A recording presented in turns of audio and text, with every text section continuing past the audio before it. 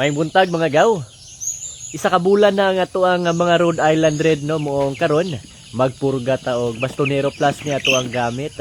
O una ta nagpurga ay bago ta nagpurga mga gaw gahapon sa hapon giuhaw na nato sila daan, wala na nato sila tagaay og tubig kay para karon pagpurga nato mas effective siya kay uhaw sila, so mainom jud nila ang ato ang tambal mga gaw ug ato ang purga. So tara mga gaw, uban ni ko ninyo.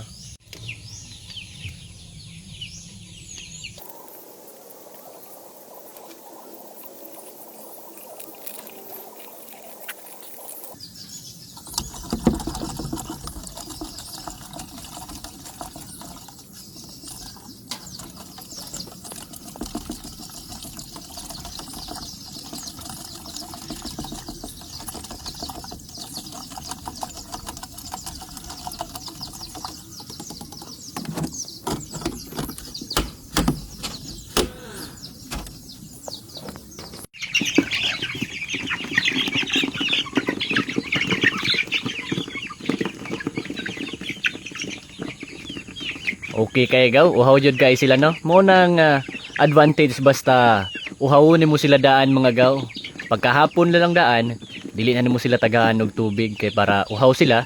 Paghatag nimo og purga, muinom jud sila tanan. So mas maging effective jud no ang imuhang pagpurga sila kay uhaw man sila. Inumon jud nila og sakto ang ato ang purga. Tapos pagkahuman ani mga gaw, i-delay lang nato gamay ang ilahang pagkaon. Mga siguro tama-tama na ng 20 to 30 minutes nga delay sa pagkaon kay para mas effective jud ang ato ang pagpurga sila ha. Og makita jud nato no nga mugana jud silang kaon. Agaw.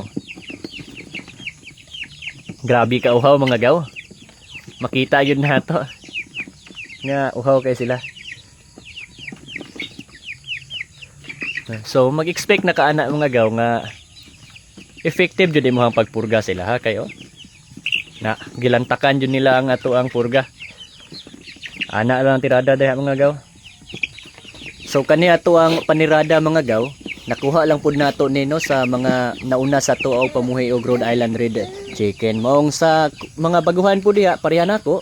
Kung gusto mo makakaton kung unsaon pagtirada sa pagpurga sa manok, tiwasa lang ning video ha og paki-like, follow and share na lang pod kay para makita sa uban. Ana lang na mga gaw, suportahan na ilang ta og basta magsulod na ka sa pagka-content creator, ayaw lang yun pamili og pansinon kay para pansinon po ka sa kapwa nimo content creator. Tara mga gaw, let's go.